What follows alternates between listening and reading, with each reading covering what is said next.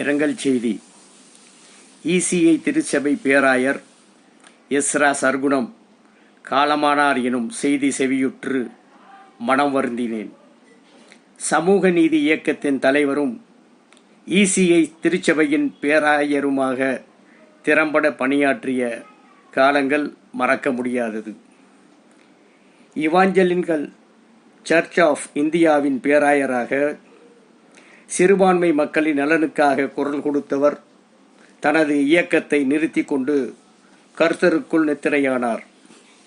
அமைதியை நான் உன்னிடம் விட்டு செல்கிறேன், என் சமாதானத்தை நான் உங்களுக்குள் கொடுக்கிறேன் என்ற பைபிள் வசனத்திற்கு உதாரணமாக வாழ்ந்தவர் தனது வாழ்வியல் இயக்கத்தை முழுமை செய்து இறைவனின் நிழலில் இளைப்பாறுதல் காண இமைமூடிவிட்டார்.